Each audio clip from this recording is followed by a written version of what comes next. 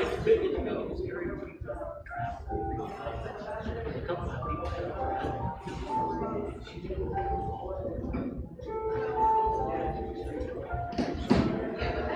plus it contains the noise. The biggest complaint people have is the noise.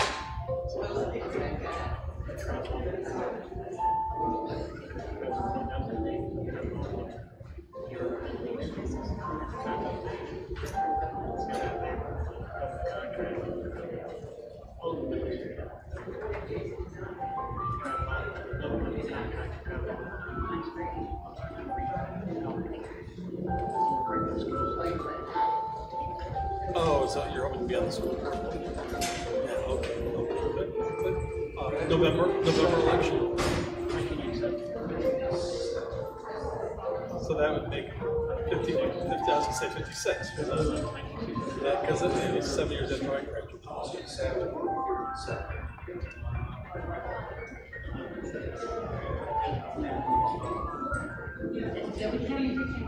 What's the color of TV?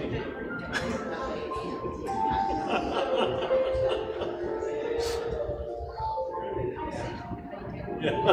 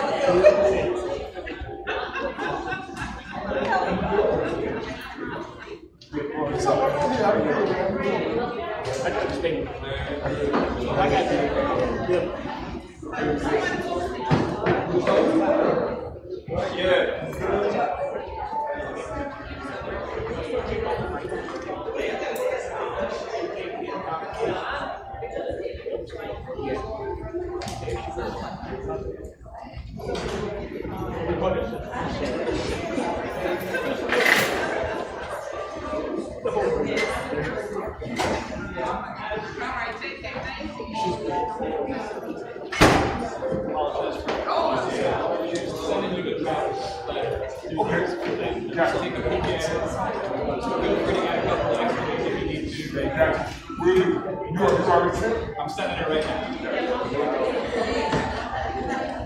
It's not slacking for a few minutes.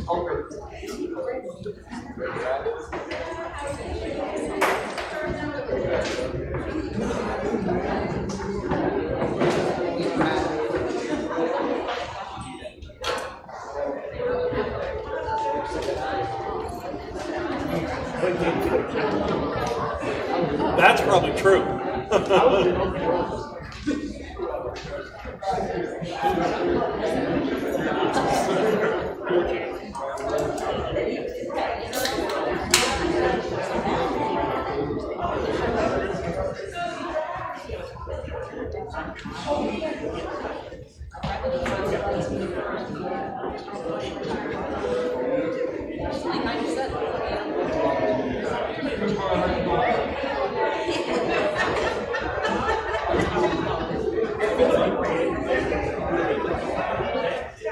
Which is wrong. That's correct. YouTube.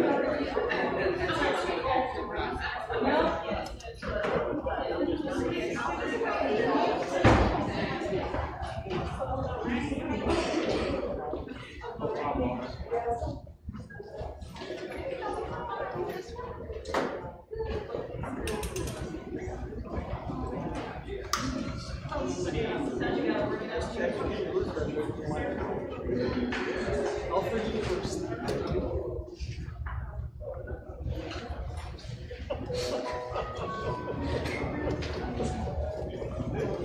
Yeah. I'm starting to feel like that age.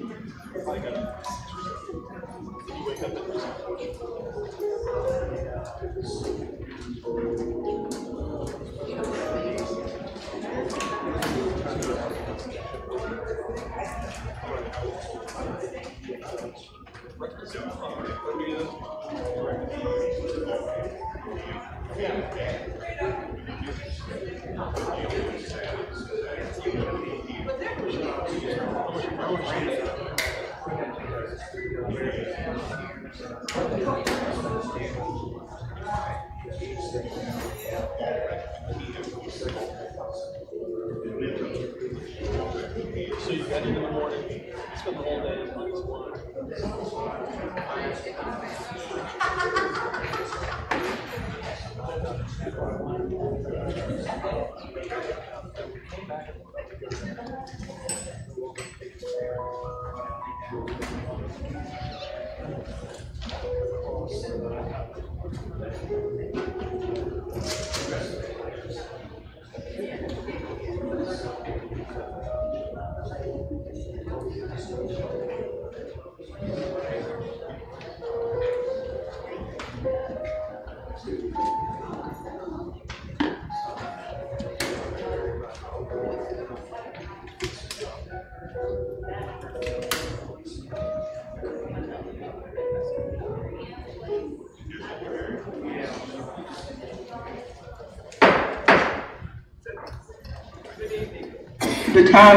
The time is 7:03, and I would like to call to order the Monday, September 8th, 2025 meeting of the Southampton County School Board.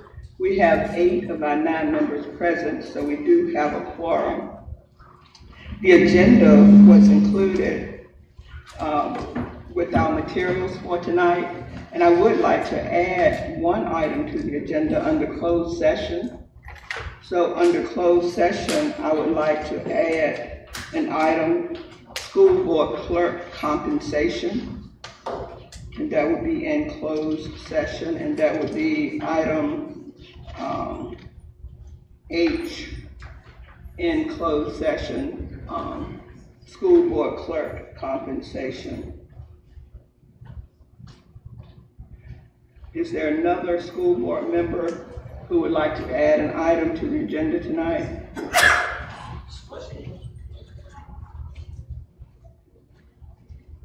So if not, could we have a motion to approve the agenda as amended? We have a motion by Ms. Lane, a second by Mr. Scott. All in favor, please say aye. Aye. Any opposed? Thank you. The minutes of our August 11th meeting were included with our board documents. Are there any corrections to the minutes from the August 11th meeting? If there are no corrections, then the minutes are approved as distributed. We're now down to recognitions. You know that our board believes in and supports celebrating our staff as well as our students. So tonight we do have a Teacher of the Year presentation. So with that, I'll turn it over to Dr. Shannon. Good evening, everyone. Thank you. I'm excited about our Teacher of the Year presentation. Our Teachers of the Year, they were celebrated in February officially, and then we also celebrated them in front of our staff at convocation, and tonight we'd like to share them with our school board. So we have Ms. Hutchison, our Coordinator of Human Resources and Marketing. She's coming to the podium, and she'll make that presentation. Thank you.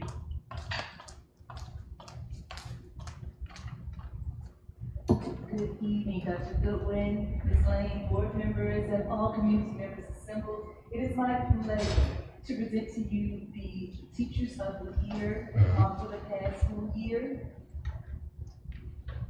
On the front, you will notice that we do have a quote, because we strongly believe that behind every child who believes in themselves, there is a teacher who believed in them first. And these honorees are wonderful examples of this quote. We will start with Capron Elementary School and Ms. Stacy Granite. Ms. Granite is a first grade teacher who has 3 years of service with Southampton County Public Schools.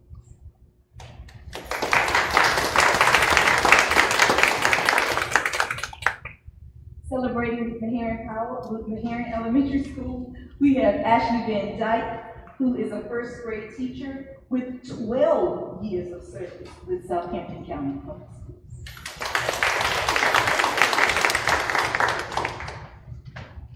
Moving on to celebrate with Nottoway Elementary School, we have Angela Deskins, who serves as a reading specialist and has 28 years of experience with Southampton County Public Schools.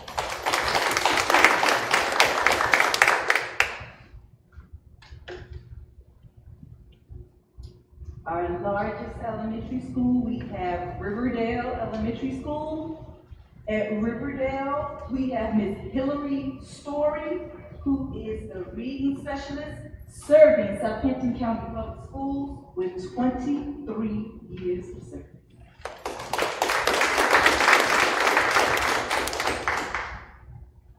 Southampton Middle School, we have Ms. Janine Parker, who serves as a school counselor, and she has served Southampton County Public Schools graciously for 19 years.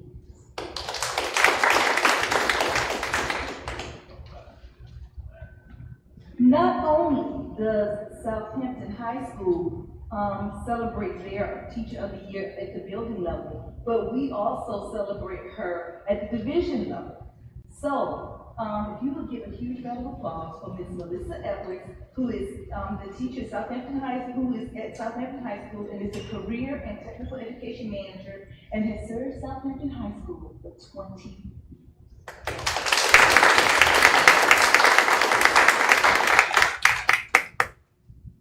And lastly, to everyone we say, congratulations.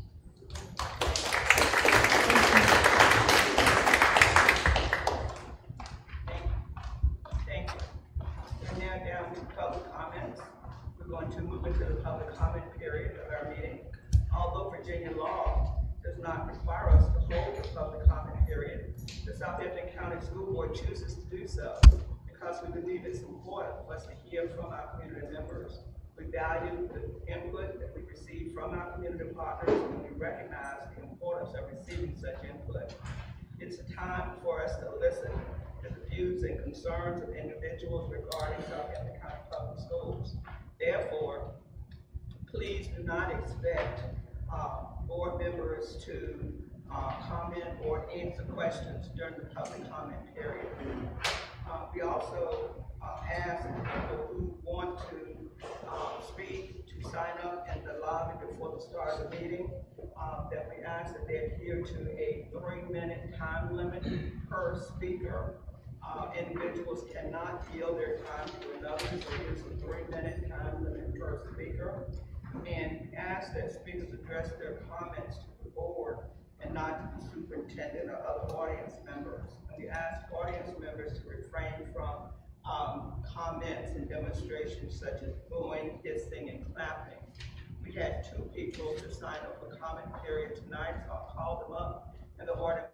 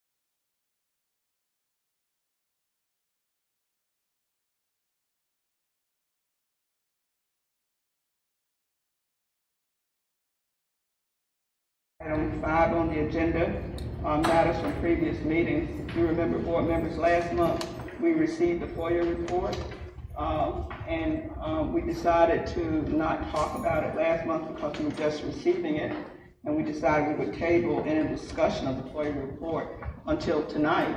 So, board members, do you have any comments, any questions about the report that we received in August concerning FOIA requests between, for the last fiscal year?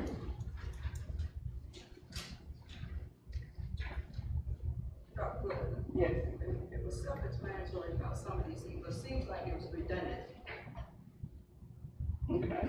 Did we have to submit those things, those FOIA requests twice? Dr. Shannon, do you understand the question? It depends. Someone requested it twice, or two different people requested it. So we're paying for each time, right? Well, they pay.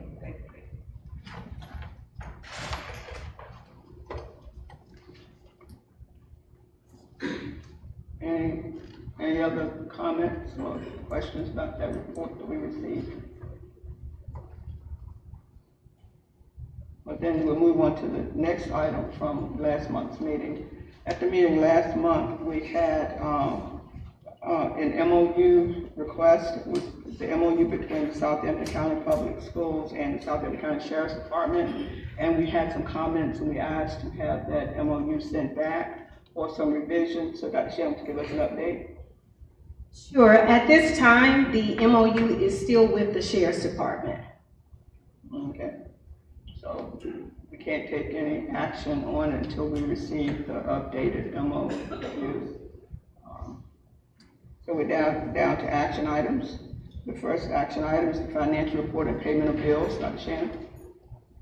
Yes, Joy Carr, our Director of Finance, is on her way to the podium to give that report. Thank you, Ms. Carr.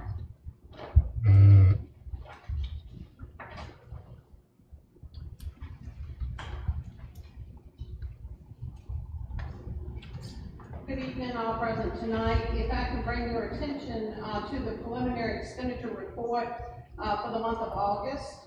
Our local operating budget remains at $35,877,931. We have expenditures for that total $2,245,391.86 as of August 31st. This leaves us a balance of $33,632,539.14.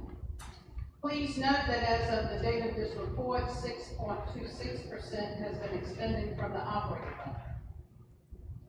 Also included for your review in your board docs is the revenue report for the month of August, which shows revenues received from all funding sources, which includes $3,345,276.70 from local and state funds and $18,589.92 from food services. The August bill list has been attached to the agenda for the board's approval tonight. Are there any questions? Any questions for Ms. Carr?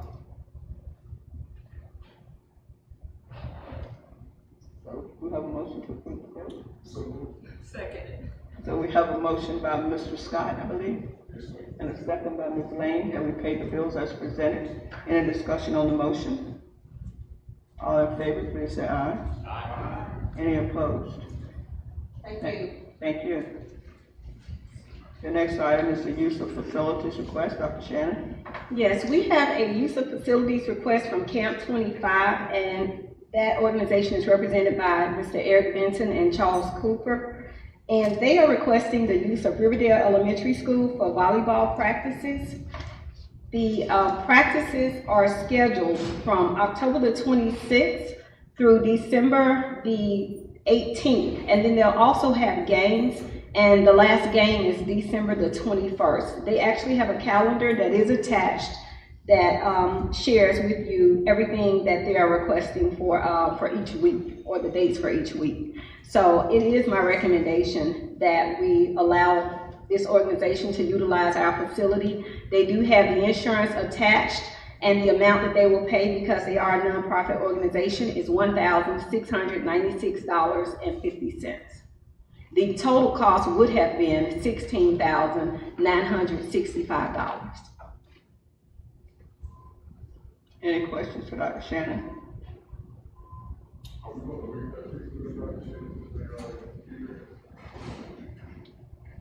think in the past when we did fee waivers, it's if it was an outside activity. With this, it's indoors, and we've got the time frames from 6 to 9. People have to have staff there. I think it's the difference. So that's a no, Mr. Scott. But there is a reduction. So do we have a motion? We have a motion by Ms. Bond, a second by Ms. Lane to approve the use of facilities request presented by Camp 25. Any discussion on the motion? All in favor, please say aye. Aye. Any opposed? Thank you. We're now down to item 7, the superintendent's report. So the first item, Dr. Shannon, is WHRO, so I'll turn it over to you. Sure, thank you. We have Mr. Bert Smith with us from WHRO, and he's here to provide an update to the board on services that they provide. Thank you. Dr. Goodwin, Dr. Shannon, members of the board, thank you for allowing me to speak with you today. My name is Bert Schmidt. I'm the president and CEO of WHRO. With me is my vice president of education, Elmer Seward. So if you have any hard questions, I got some back. We provide you each year an impact statement. You show a digital version of this report. I believe was distributed to you earlier today. I'm not going to go through that entire report, but rather than hearing me talk about it, we prepared a video for you that we're going to play, and it'll summarize the things you'll find in this report. So go ahead and play the video. WHRO stands out as the nation's sole public media station owned by a collaboration of 21 school divisions. This distinctive ownership model places education at the heart of our mission, influencing every aspect of our work. Our team of educators is committed to offering students, teachers, and families innovative, free, high-quality programs and services. One key service that WHRO offers is eMedia VA, Virginia's leading digital content repository. With nearly 100,000 free, top-quality instructional resources, eMedia VA provides educators and students with videos, interactive tools, games, lesson plans, images, and more. This platform is designed to enhance personalized learning and make classroom experiences more engaging. For our youngest learners, WHRO offers exciting educational activities to spark their imagination. Our 3 education vans visit elementary schools with programs tailored to Virginia's standards of learning, covering literacy, numeracy, scientific investigation, and technology. We also support parents and caregivers, ensuring children are prepared for kindergarten and set up for success in their early school years.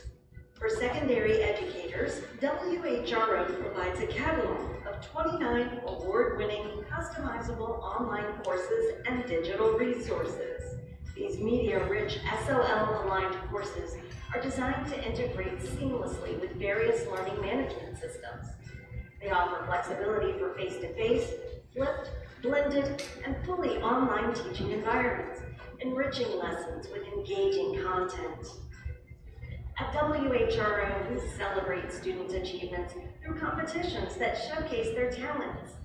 The Great Computer Challenge, for example, gathers school teams from across the region at Old Dominion University to tackle real-world technology problems. Another highlight is the Town Bank Regional Spelling Bee, where middle school champions compete at WHRO's studio for a chance to advance to the Scripps National Spelling Bee. The local competition is recorded and aired on WHRO each April. Elementary students also have an opportunity to shine through our PBS Kids Writers Contest. This competition invites young writers to craft and illustrate their original stories, fostering creativity and critical thinking. Our Student Advisory Board reflects our commitment to student engagement. This group of high school students offers feedback on WHRO's content and has opportunities to create their own, influencing our online courses and eMedia VA resources. We're equally devoted to supporting educators through our professional development programs. Our workshops and training sessions provide teachers with cutting-edge strategies and tools, empowering them to inspire and guide their students effectively. Visit WHRO's education webpage to learn more about how these amazing free materials, programs, and resources can benefit you. At WHRO Public Media, we're proud to partner with our local school divisions and the Virginia Department of Education to shape the future of education one student at a time.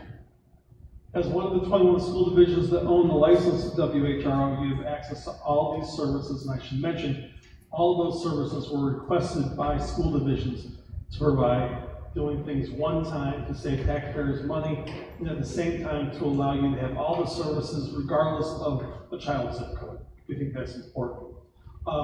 This report is customized to the division, so you'll see details in this report, but I'm going to draw your attention to page 2, which is the executive summary. And at the very bottom, I just want to read this for you because you care about the finances of the division. Southampton County Public Schools invested $8,200 in WHO services during the 24-25 school year and received direct and indirect benefits valued at $665,000, an 80-to-1 return on your investment. We hope you're happy with that return. And with that, I'm happy to take any questions. Any questions? From a historical perspective again, you know, our division had a Scripps National Spelling Bee student several years back. You sure did. Yeah. Yep, I remember very well. Yeah, that's my nephew. He's finishing his PhD in Minneapolis. Does not surprise me. Yeah. Additional comments, questions? Thank you so much. Okay, thank you very much. Take care. And hopefully next time you're down this way, you'll get pizza. All food here is good. We're glad to hear that. Thank you. The next item is an update on the beginning of school. Dr. Shannon. Yes, we actually had a notable turnout at open house and our beginning of the year celebrations. I think they're pulling up our PowerPoint now. But when touring the schools at the beginning of the year, one of the things that I noticed when I walked in many of the classrooms is that the teachers were definitely laying out their expectations for the students. They were also ensuring that they were aware of the rituals and routines.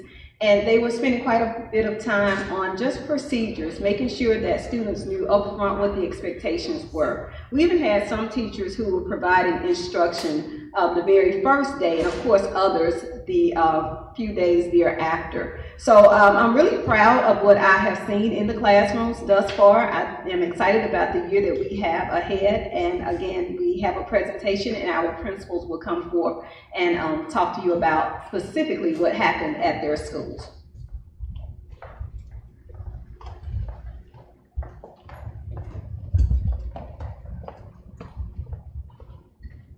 Good evening, Dr. Goodwin, Dr. Shannon, and members of the board. I am pleased to come before you today. I will be presenting on behalf of Ms. Devonta Geary in her absence and reporting on Capron.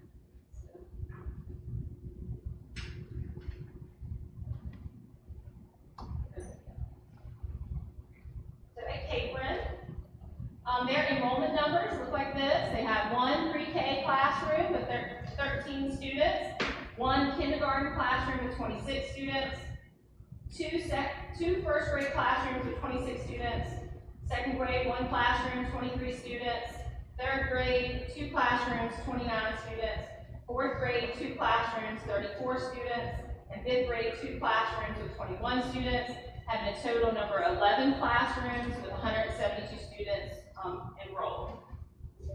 The next slide shows some of the fun open house pictures from Capron. Families were able to take pictures outside, and they had a really cool photo booth set up on the inside.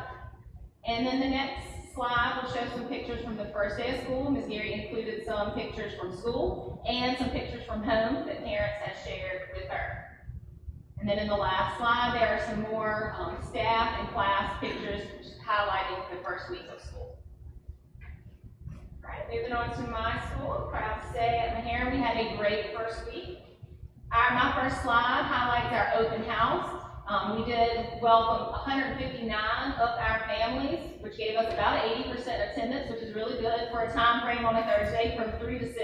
So we were very, very busy. I wanted to highlight, we did have a bounce house come out to help with our crowd control. The kids really enjoyed going outside and taking advantage of the bounce house when they left, so that was a lot of fun.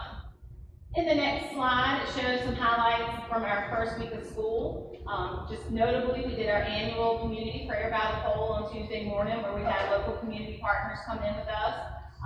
We kicked off the week having grade level meetings with 2 of our school resource officers, Deputy Hedgepeth and Deputy Madison, so our kids enjoyed meeting them.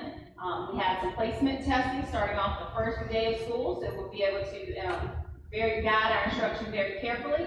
And then we did have various staff shout outs to kind of keep that momentum going the first week of school. It's tiring.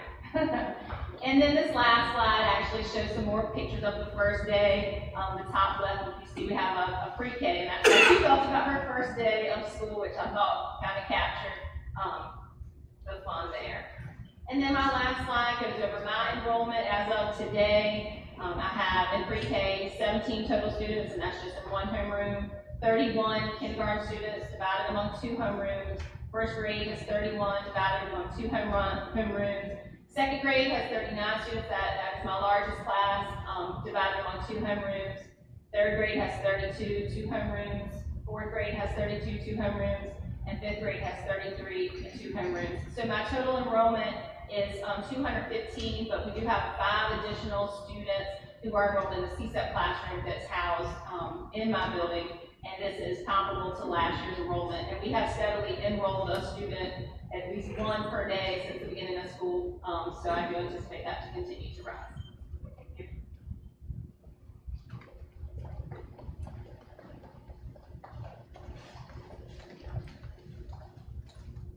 Good evening, Dr. Shannon, Dr. Goodwin, and members of the board. Me, myself, and Ms. Warren will be presenting Notaways beginning of the year stuff from the street. As of today, or September 5th, 2025, pre-K was at 17 with 1 homeroom. Kindergarten was at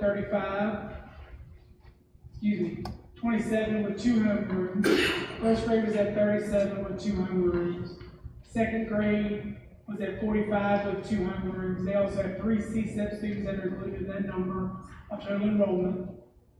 Third grade has 2 teachers with 37 for 2 homerooms. Fourth grade has 1 teacher with 31. Fifth grade has 2 teachers with 38 with 2 homerooms. They also have 3 CSEP students included in their total overall number. The total teachers of 12 and 232 students. Just want to highlight some of Notaways back to school pictures. As you can see, they started off with a community prayer. They also hosted open house, and they had the seniors come back to assist with open house, which made the transition throughout the building a lot smoother. And she welcomed back her staff and her students and their families. All right, the next slide shows the first week back pictures.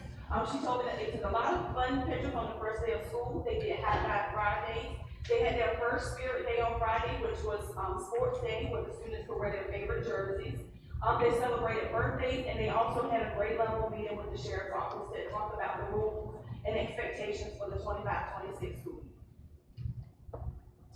Before we move on, can we back up to the numbers for Notaways? Yeah, so fourth grade that's got 31 and 1 teacher. Is that a position that we're working on, or? I think we need to talk about that in the closed session, probably. Okay. Yes.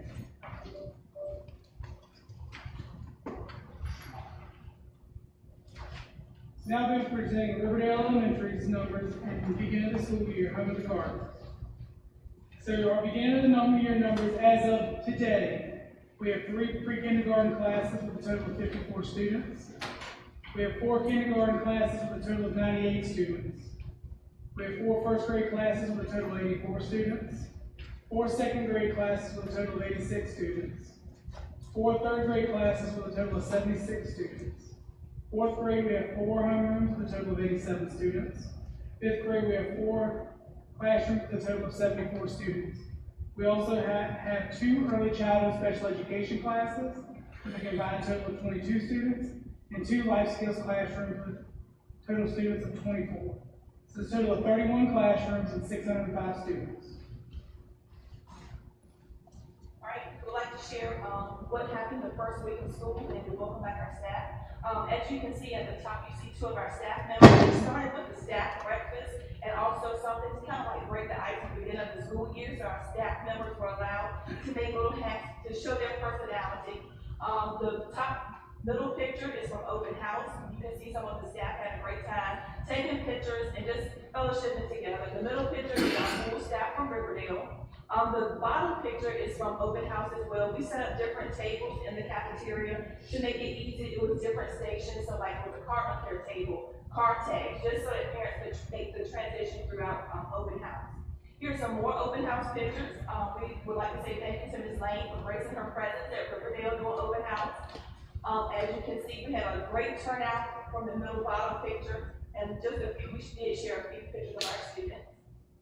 The next slide is showing the first week of school. I just want to say thank you to the members of Franklin Tri-County that came out and cheered the students on the sidewalk as they came in the very first day. Mr. Key was having a little bit too much fun in the middle of his first day back training. We also had Franklin Probation and Parole come to drop off a donation. We did have some fun and engaging staff activities. As you can see, Ms. Turner's in the office giving her students a tour of the school. We also had grade level, we had a full assembly with K through 5 with the sheriff's office. So we welcome Deputy Madison and Deputy Hedgepeth with all of our students in K through 5th grade. And we also had our first Spirit Day, which was school colors. So students could wear their red, yellow, black, and white. Thank you.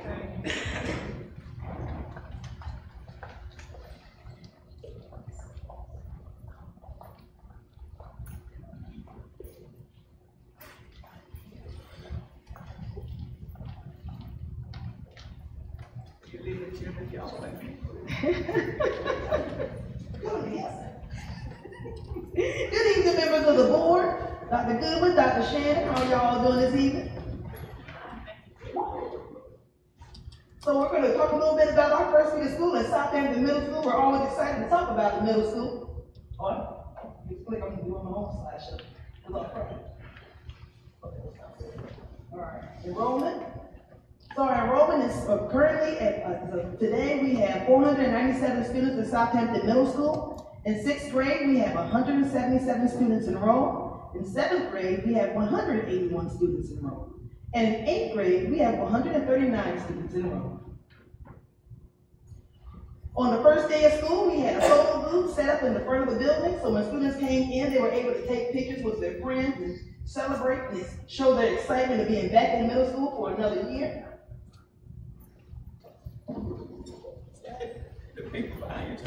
Oh, sorry.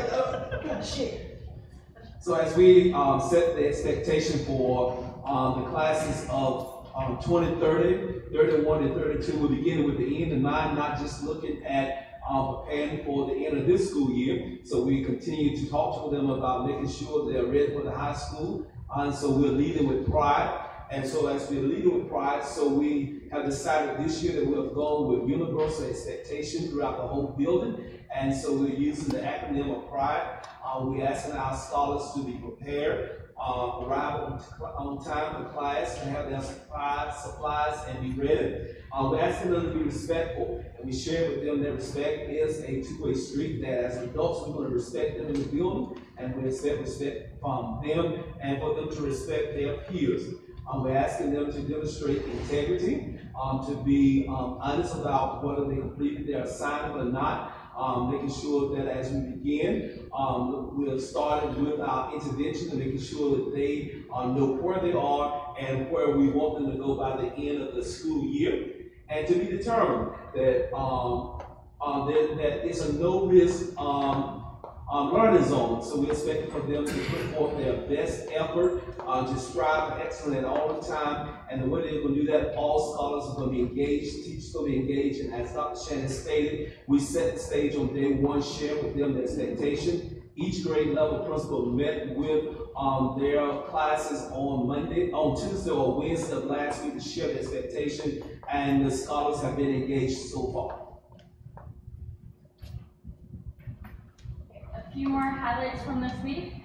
We are finding our starting line for year of growth. So our students participated in STAR Math and Lexia placement testing, and that will be used for their intervention, remediation, and acceleration course. And then we also are focusing on building relationships and becoming a tribe. So here you can just see some pictures of those team building activities throughout the first week of school, and a chance for students to get to know each other and to know our staff and build those relationships. And then last but not least, we are cell phone preschool. So our sixth graders, this was something new for them coming up to middle school. So they did receive a Yonder Pouch tutorial so they could learn exactly how those worked and be confident that their phone was safe and how to get it in and out of their pouch. Thank you. Thank you.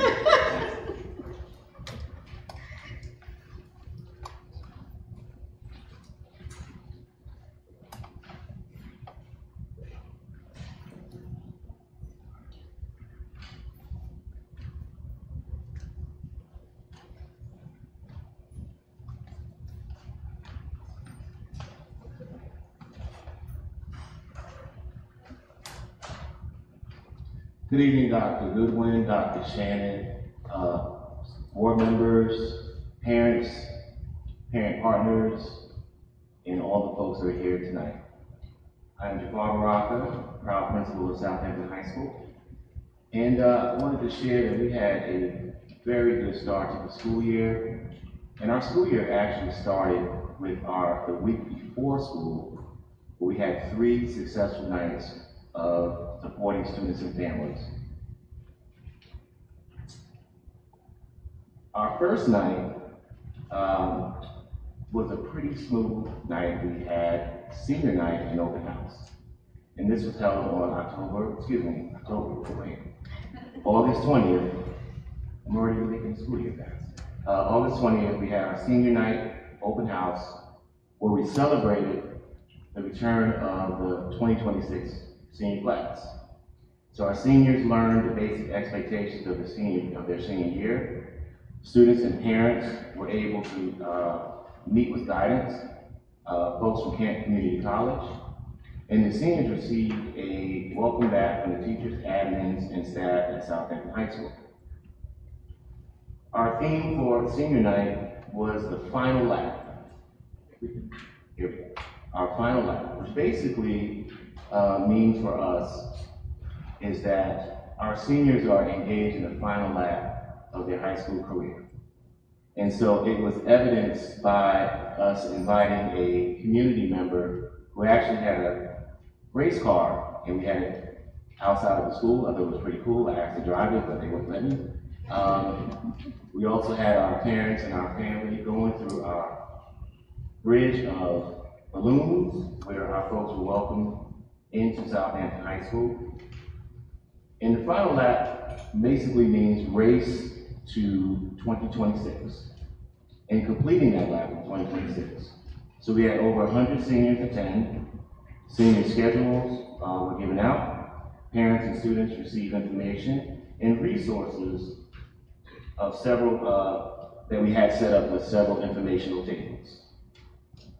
Now our second night, which was one of the coolest nights because we got a chance to meet all those wonderful ninth graders that were sent to us from the middle school. And so we had a freshman open house where students received their schedules. We also conducted tours, so where the students were able to tour the school. We had actually upperclassmen and seniors actually conducting the tours in the hallways. And it was an event to help our students familiarize themselves with our building and meet our staff members. Students were also able to meet their counselors, class sponsors, and they also received their schedules also. The last of that wonderful week was on August 25th, where we had an official Southampton open house again, where students received their schedules, met the teachers, and they also traveled the hallways meeting teachers, guidance counselors, support staff, and we also again had informational tables set up for our students and families as well. These pictures demonstrate the first week of school. We had actually our photography class outside in the hallways taking pictures of the kids and getting things geared up for our yearbook. To the lower left, we had our elder statesman, Coach Mason, along with myself and Mr. Charity. And we actually wanted Mr. Mason to dress up as George Washington because he's been such a wonderful person here at the school, and he's been here for so long, and he wouldn't put on the outfit, so he just opted to just sit in a chair. And we started this year with our theme that students matter, parents matter, and teachers matter. And so we just wanted to kind of underscore that, you know, our school is still in this momentum of transformation, and we are going to connect with our students, our families, our parents, and also supporting our teachers at all costs this year. So our student enrollment snapshot for the 25-26 school year, our enrollment stands at 687. Enrollment by grade level, 9th grade at 188 students, 10th grade at 194 students, 11th grade at 140 students, and 12th grade at 165 students. So right now, as it stands, we have a total enrollment of 687. We believe that will come up because we also have students that have not yet E1 into our classes at this point, and so we're reaching out. And for those who don't know what E1 is, it means that these kids have not shown up to school as of yet.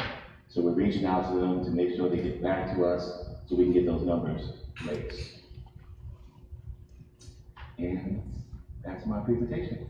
All right, thank you so much. And I do think, Ms. Bond, that I can answer parts of the question publicly because I know that the public was concerned about the 31 students.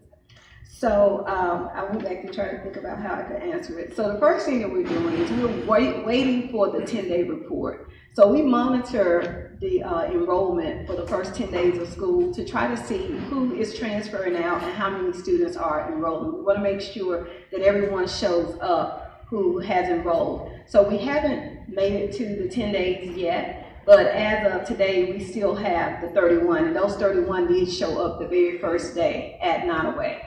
So the second thing that we've been looking at is who actually lives in the area. Because in Nottoway, we have a lot of transfer students. We have students that transfer from Riverdale, other schools, in order to attend school at Nottoway. We have people who transfer from other states in order to attend school at Nottoway. So we're looking to see which of those students actually live in that area and who is truly entitled to remain in that classroom at Nottoway. And of course, we have the budgeting concern because everyone thinks that the easy fix is just hire another teacher.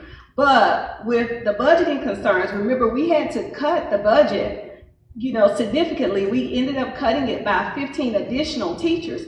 So that's why there's a teacher shortage, and it's also why we just didn't quickly add another teacher. Like in years past, we probably wouldn't be having this discussion. We would just add a teacher, but it hasn't been that simple this year.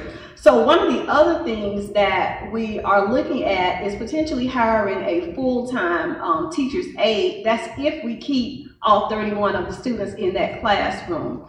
But right now we are looking at, again, trying to honestly move some of those students out, and if they are out-of-district students, possibly putting them back in their home school, because again, some of them are coming from schools within our school division. You're talking about intra-district, right? Yes. Not non-district, right? Correct. Well, no, and even if they're non-district, to be honest with you, we're looking at them. So we may end up having to have a tiered approach, because if they are non-district, of course, that would not be rated higher than someone who already lives in the county. You know what I'm saying? So we've got to take a look at it and just see who gets to stay or not. Yeah. All right.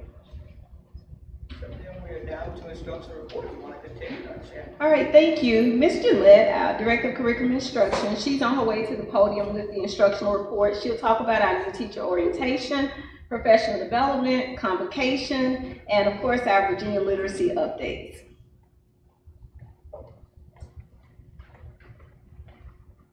Good evening, Dr. Goodwin, Dr. Shannon, board members and all present. It's a pleasure to be with you this evening. So the principals talked about the first day of school, first week of school, but we had 2 weeks leading up to that. We had an amazing time with our teachers, our new teachers, and the whole staff of Southampton County.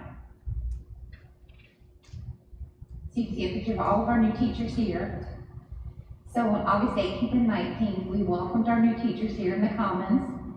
They were welcomed by the school board, by Dr. Shannon, central office staff, and principals.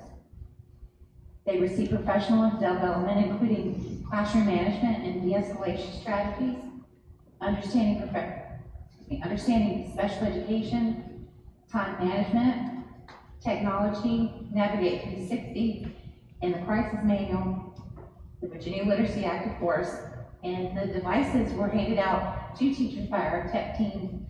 And then on Tuesday at lunch, mentors who had received training that morning in the library joined the new teachers in here. They had lunch together, and then they returned to schools together to work in the rooms, and the mentors were helping the teachers with any questions they may have and leading them into the new schools and showing them around.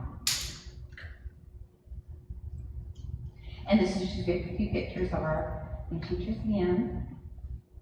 And so for our professional development, following the new teachers on the 18th and 19th, we had all of our teachers come back in on that Wednesday, Thursday, and Friday.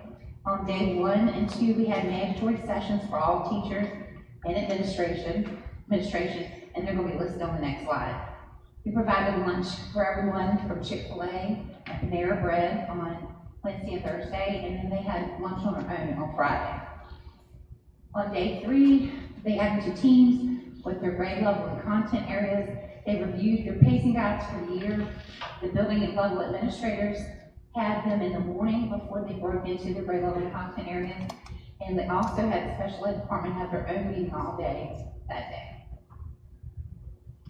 So any of the information that was shared at the professional development will be also shared into the SCPS resource Google Classroom.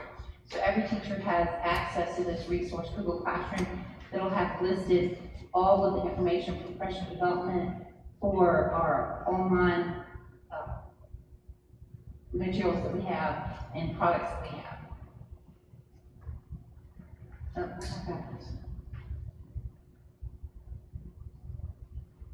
Bill.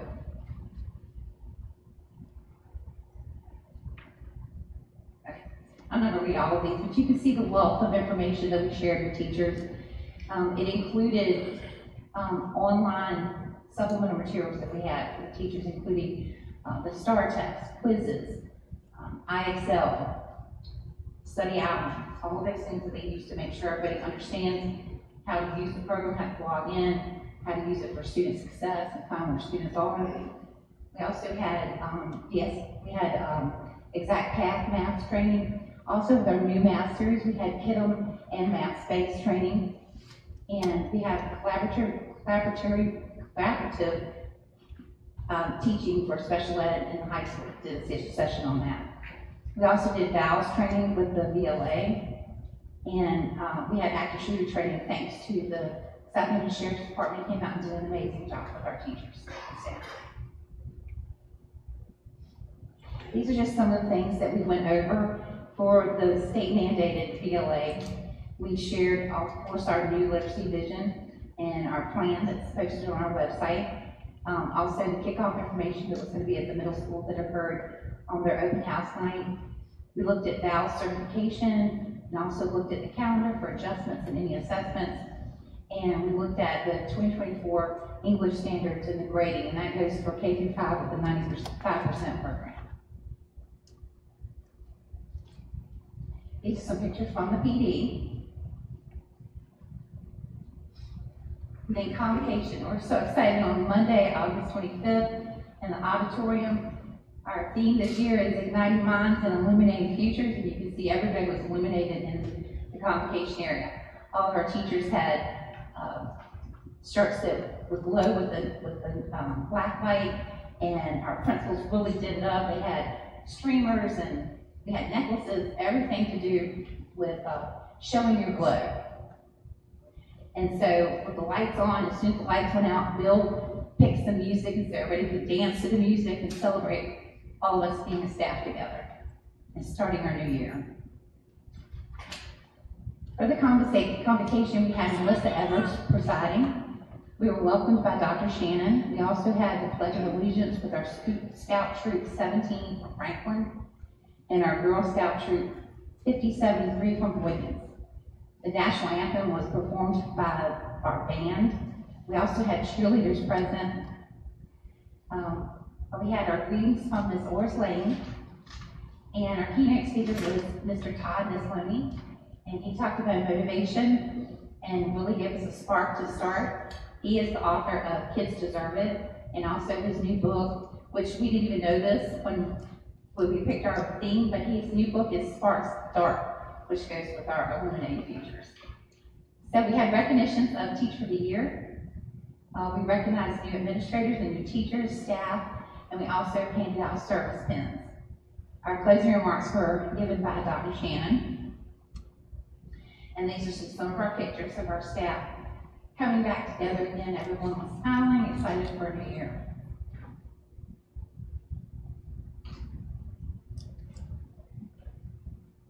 Even our school board members got into it. You can see they have their glow on as well. Ms. Lane was worried about she wanted to make sure it matched her outfit, so we had to dig around with that. Bill, and we'll go. Okay. One more. Okay, so last year we had our kickoff here at the high school, but it was for elementary. So this year we had our kickoff for the middle school, which is now 6 through 8, included, so now we're K through 8 with the Visionary Literacy Act. And we had it here, at the middle school auditorium on August 27th, when they had their open house. We set it up just like we did for convocation. We had the black lights. We actually had face paint that the kids could use too. And parents enjoyed a PowerPoint. We had 2 sessions. Of course, a lot of the parents were really interested in being in the classrooms and getting their iPads and things like that. So we do plan on having another session, probably at a PTA meeting or a literacy night that the middle school has.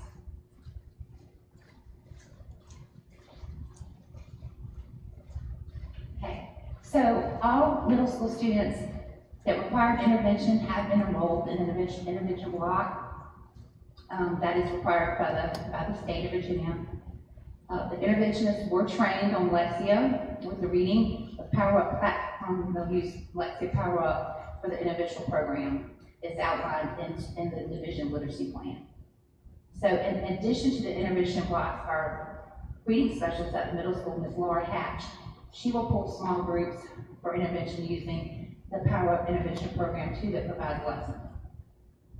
New teacher names and addresses have been submitted into the SSWS for the Virginia Literacy Partner Update for the courses.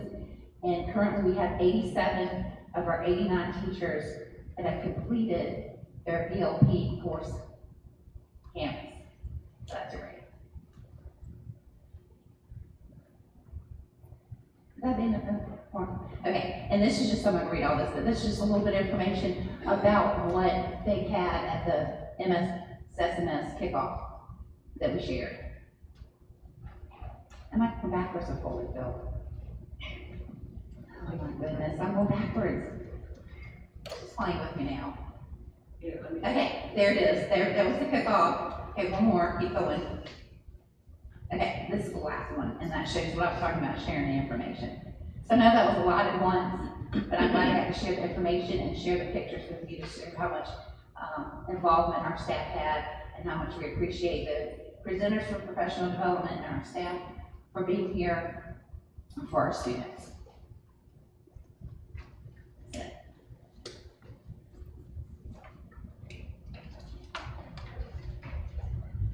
Any questions? Can I ask a question about mentor? Mentor. Mentor. Are they on any type of direction, meaning do they have a sheet they need to fill out by going to their mentee? Well, do you have a checklist for them? Yes. So when they receive their training, the morning of that Tuesday, they receive a notebook that has everything listed in there. And like you said, they can write down the times that they work with their mentee and the information that they share. You turn that in every month? I think it's turned into, the principals receive it, I don't know if it's every month or it's end of the year. Once your mentees turn in your information. Yeah, I think it's end of the year.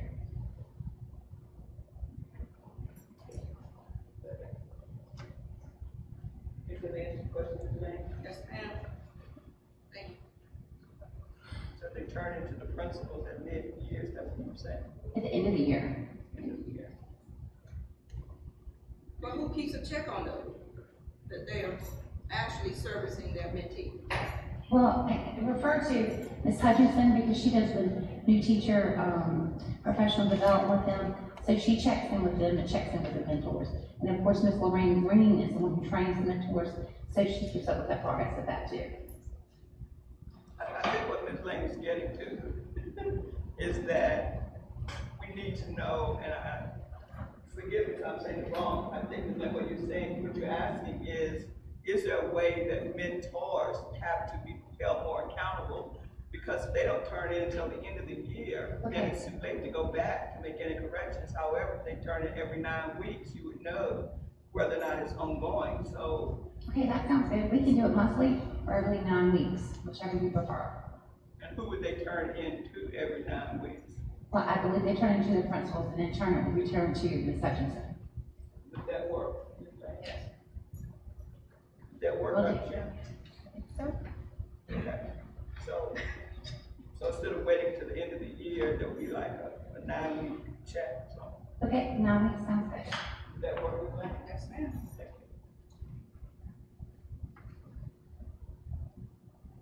you. Any other comments? Thank you. Thank you. Thanks, Ms. Gillette. So we are now down to some policy matters, Dr. Shannon. Yes, so these policies are listed here as first reads. The first policy is regarding direct payment for coursework for hard-to-staff positions. And this policy is a result of the board asking for us to develop a policy in order for us to have guidelines for paying for one class for an employee. At the last board meeting, we talked about hard-to-staff positions, and we talked about how sometimes it's difficult for the employee or potential employee to be able to pay for that class up front.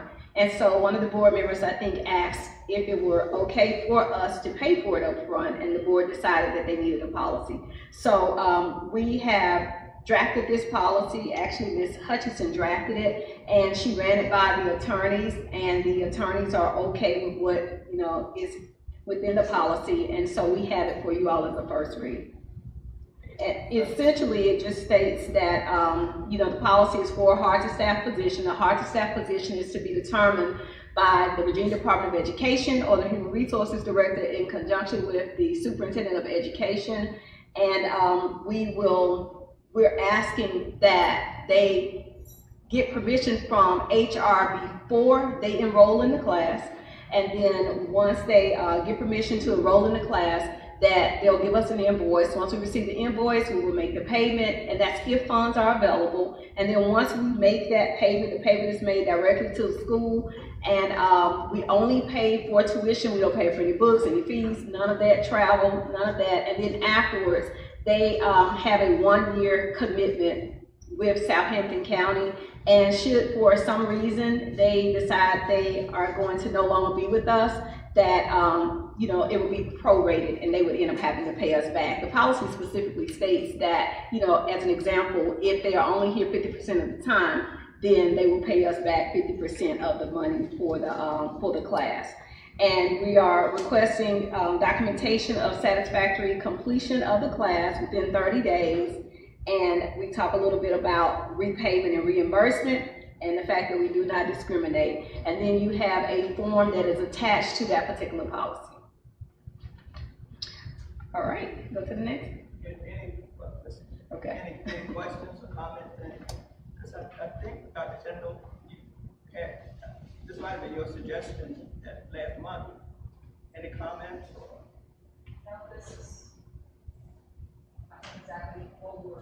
well-being for teachers, and so I appreciate you all putting it together. Okay, any Yeah. other comments? I've got one, Dr. Goodman. Rogers? First of all, I think the policy looks great, and I like that the application form was attached. That was also helpful for me to see, so thank you very much. The only question I had was on section 4, it's the service commitment. And number 2, it states the service commitment begins in the academic year immediately following payment for the course. And I read that like 4 times, and I still wasn't sure if that meant that it was the academic year they were taking the class, or if it was the following like school year. And I don't know if there's a way to clean that language up to make it make more sense. I think we can. I think we can. Everything else seems really clear. Thank you. Okay, thank you. All right, thank you for your feedback. All right, next we have designated mental health or distinguished service days. So the purpose of this policy really is to just provide support for our 10-month employees for mental health days. The mental health days are just for 10-month employees, but the distinguished service days are for any employee. So the mental health days, we are requesting to be able to pay any 10-month employee, or for them to have one paid mental health day throughout the year, what have you. And that's for all 10-month employees. And that essentially is going to end up just being your teachers, paraprofessionals, and possibly bus drivers. None of the administrators will be included in that group. And then also it talks about this day being in addition to a sick leave or annual leave day. And then for the employee of the month, we didn't want to call it a mental health day for them, so we decided to call it the Distinguished Service Day. And so for any employee who is an employee of the month, they will also receive a free day. And this is a day with pay. And the day needs to be used within 90 calendar days of the award, if possible, because we don't want it to just remain on the books, for a long time. And the criteria for use, for the mental health day is basically it's just intended for them to rest and, to manage stress or personal well-being. It goes into some of the things that we hope that is not used for, and that's, second employment, for it to be retroactive or to extend breaks or anything like that. And then, but employees are not required to disclose to us any of their personal or medical details, when they request that day. And then any of the unused time that they have, they will not be paid for that time. So if they don't use that mental health day or the distinguished service day, then they just lose it, but they won't be paid for it. But I'm pretty sure our staff will utilize those days. And then we're asking that they provide a 48-hour notice when requesting those days. However, they can talk with their supervisors, and it's at the supervisor's discretion if they have an emergency. And the approval process will be in frontline, just like all of our attendance and absences are. And it's subject to staffing needs, because we have to also ensure continuity of school operations, so we can't have everyone off at the same time. All right, any questions about that one? I'm excited about this because I believe that teachers, people who work directly with students, 10-month employees, do have or do need to be recognized for the work that they do. And I think that it's one way of showing that we appreciate the work that they do by giving them at least an additional leave day. It's one thing that we can do without increasing pay. It's just one thing we can do for teachers and people who have direct contact with our students to make sure that they're at their best whenever they are at work. So I appreciate the policy. Mr. Rogers, you had a comment? Well, as the mental health guy, I'd like to say thanks for including this one. I think it's a good thing for our teachers to have access to. My only question was, is there a reason we decided to separate it from like our normal leave policy and have it stand alone as its own policy versus another section in leave policy? Or I just wasn't sure if there was a reasoning behind it. I can answer that one. The answer is yes, because we need to try it out before we make it a permanent part. To see how much it costs, whether or not it's effective. Because Shannon did run this by me. Yeah. My thinking was that before we make it a permanent part of our leave policy, we need to sort of test it out for a year and then see if it works or to see how it works. And then next year you come back and revisit it, you want to make it a permanent part of the leave available to teachers. But that was your thinking, that was our thinking. I'm good with that. I just was curious as to the reason behind it. Appreciate that. And I know that we'll look at this, I guess, since it's first read now. I think some of those points you make mean that it would be really good to make sure we collect the data on utilization and all of that, which I'm hoping Frontline could probably give you maybe some reports on that, on how often it's used and what the ultimate cost ends up being to the district. I love the concept as well. My only thought with it would be that we make it a more well-rounded description, maybe call them wellness teams, because we're trying to promote their overall wellness, not just about, wellness teams. You used to call it that before, so you're right. Thank you. I have a comment. About Thanksgiving holiday, that Monday and Tuesday, you say you have 48 hours of notice, right? Mm-hmm. Suppose someone wants to be out on their Wednesday, and they put their leave in on Monday. So everybody's gonna put their leave in on Monday, get out on Wednesday. No, so that's why we have in the policy that it cannot disrupt school, and It's up to the principal to. they have to monitor it, but HR is also monitoring it. Yes.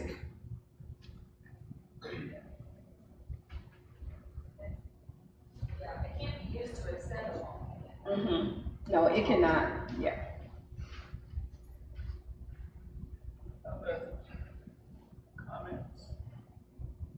Okay. All right. And then the next policy is community use of school facilities. So we already had this policy, and I guess kind of to your point, Mr. Rogers, with this particular policy, I put the original policy here, and then I put the new policy behind it, or the proposed policy. And essentially, we were only changing one line, so that's why I did it that way. And the line that we've added to the new one just says use of outdoor school facilities may be permitted at no cost. That's it. And that's because that was not in our original policy.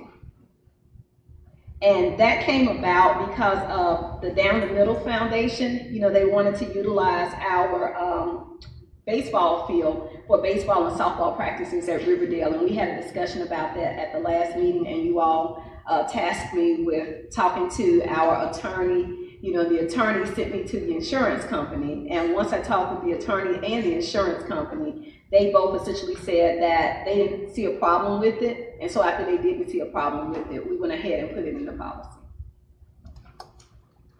This is the first read on these policies. You know that we do have a work session in 2 weeks, so we'll take action on these policies and do the second read and a vote at our meeting, fourth Monday, meeting 2 weeks, and we'll put that on the agenda for that meeting if that's okay with everybody. As opposed to waiting until our next regular meeting, we'll put it on the agenda for our work session. Shannon? All right, the next item is just the use of facilities for down the middle. And I think at the last board meeting, this was already approved, but I just brought it back because I wanted you all to understand the connection between down the middle and that community use of facility. That was all. All right, and the next item is Mr. Melby's report. So Mr. Melby, and he'll talk with us about maintenance, operations, student transportation, and food service. Man, good evening, Dr. Goodwin, Dr. Shannon, board. Just wanted to give you guys a real quick snapshot of our first day of school and then recap a couple of projects going on. In operations, we have a very simple checklist for the first week of school. Get them in, get them fed, get them through class, get them home. And so that was and get them home safely. That's the biggest thing. So that's our checklist for that first week. And the principals did a great job this year of setting the kids up so they knew where they were going, they knew what bus they were supposed to be on, the teachers knew where they were going, they were picked up or whatnot. And we see this number every year where that first week of school, the pick up and drop off lines, there's some folks out there. So, but our bus numbers, reflect that. So that first day, we were right at 5:30 at both school, or at both elementary and secondary for the number of bus riders we have. The high school and middle school, 2 years in a row now, we've gotten out the first day in probably 15 minutes or less, which has been great. And we've got staff outside, we're telling kids, if they don't know what bus they're on, get them to the right bus, and go through that process. Second day, there's 2 less kids that don't know where they're going because they rode with mom yesterday, so now they got to figure out what bus to ride. So it's just all those little pieces during the week, but other than that, we get them out of here on time.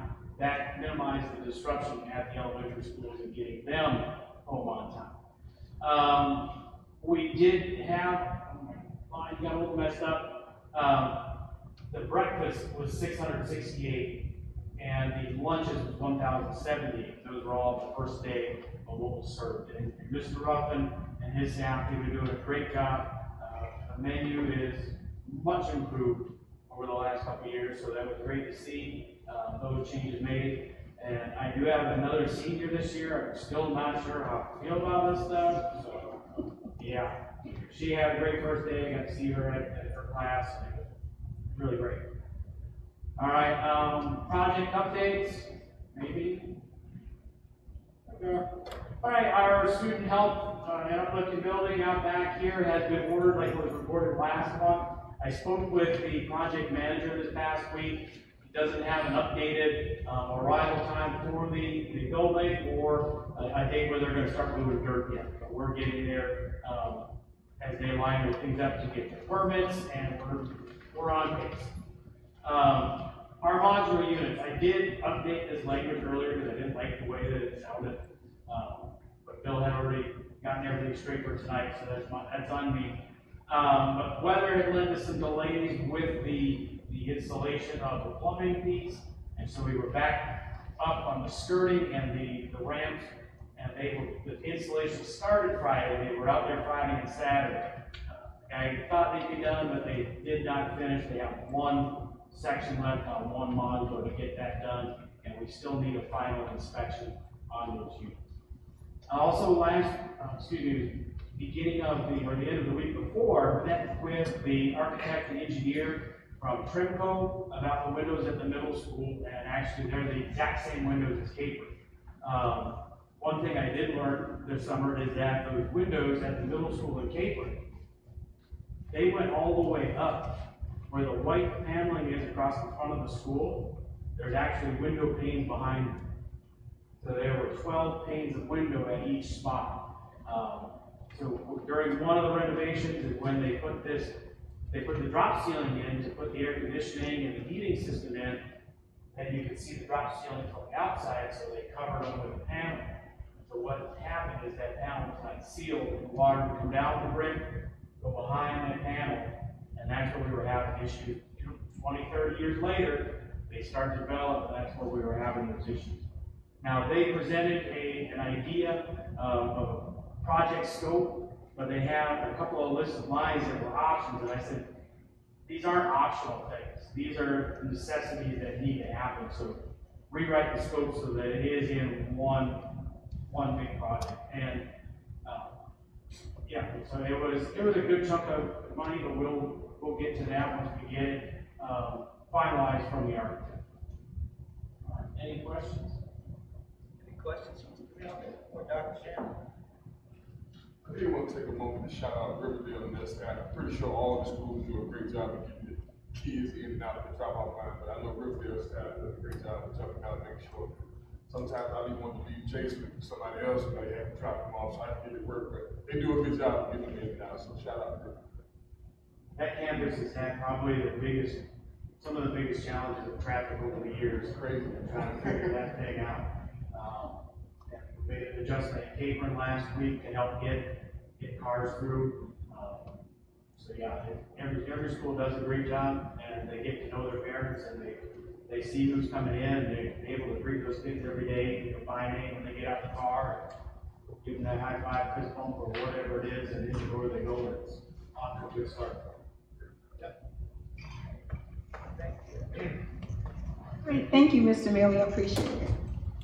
You have included with your board documents letters from the various schools. Please read those and, please visit the schools and take advantage of, of activities as your schedule will permit. So pursuant to section 2.2-3711A1 and 2 of the Virginia Freedom of Information Act, the order on a motion and a second will convene in a closed session to consider personnel appointments, resignations, compensation, contracts, student matters, inter-district student requests, out-of-district student requests. After the closed session, the board will return to this area to take action on any matters that might arise. Do you have such a motion? A motion by Ms. Lane, a second by Mr. Scott. All in favor, please say aye. Aye. Any opposed?